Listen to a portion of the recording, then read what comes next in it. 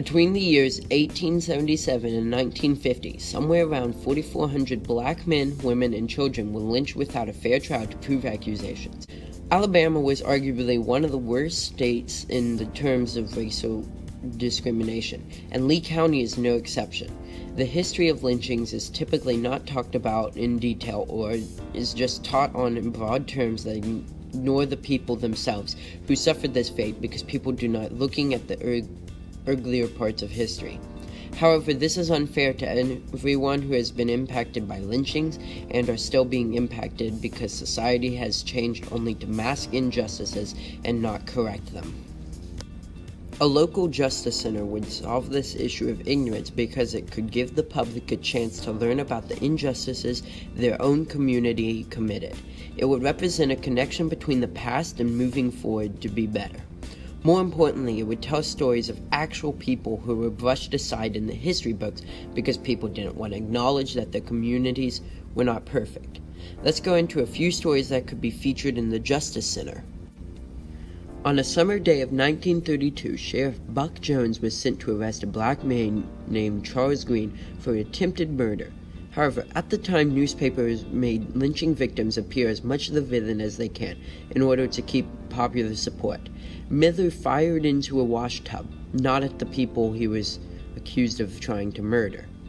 In the process, the two people did get buckshot in their hands, but there is no reported evidence that he tried to kill him. Buck, before leaving, was heard saying that Charles Green was a good man and wouldn't be any trouble. When the sheriff opened the door, Charles shot him point blank with a shotgun. Charles said, "Mr. Buck, I didn't know it was you," before fleeing from town. A few hours later, mob catches up with him for 4 miles out of town. As they caught up with him, they called for him to stop. He just kept going. One shot him and others joined in and shot him more than 50 times before his body was dragged onto the courthouse lawn. On November 3, 1902, an armed white mob seized Samuel Harris, a black man picking cotton in a field, when two white women reported a robbery and assault nearby in Salem. Hours later, with no evidence implicating Mr. Harris in the crimes, over 125 men shot him to death. His pregnant wife, Patrice, was arrested as an accomplice. On March 17, 1900, a white teenager reported being startled when she saw Charles Humphreys, a young black employee of her father, in her room. The next morning, a mob of white men went to his home near Phoenix City and shot him over 40 times. Two cousins, John Moss and George Hart, worked for the Waldrop family. Edmund Waldrop Jr. went missing, so a search party went out the next day to look for the 21-year-old. John and George were the first to find Edmund's body. The white majority began to spin stories of how John Moss and George Hart had killed him instead of finding him. John Moss fled for his safety but was caught by a mob of white men and was hung and then burned. George Hart was arrested and was waiting trial papers in the Opelika jail. He was most likely going to be freed and not charged of the crime. When the people heard of this, a group of white men broke into the jail and kidnapped George Hart. They hung him on the same tree they hung John Moss on. They placed a note on his back that said, "This hung by 100 determined men.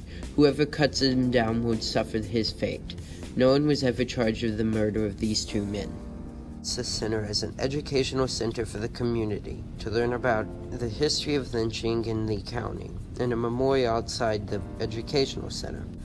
The memorial outside will feature a monument of a dead cypress tree made of quartz that has 4 chains entangling around its trunk that link to 4 plaques surrounding the tree that each display the story of a lynching in Lee County. They will be placed upon an engraved quartz map of Lee County and the relative location of where they died. There will be benches next to each plaque in order for people to sit, read, and reflect. The monument will be made out of Alabama quartz, which is local to the state and was commonly mined by slaves. It reflects the purity of lives that were tragically cut short. The cypress tree represents death, and the chains represent the bondage of terror that lynching left on the black community. At the beginning of the museum section, or the educational system, I want to give everyone a card with the name of a victim with a barcode. As they go through each section, they scan the code to get more info on the person, eventually learning about their death.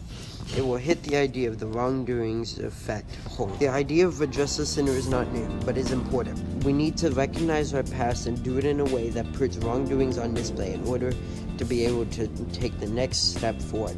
We cannot earn social equality for everyone if we try to erase what's been holding back progress.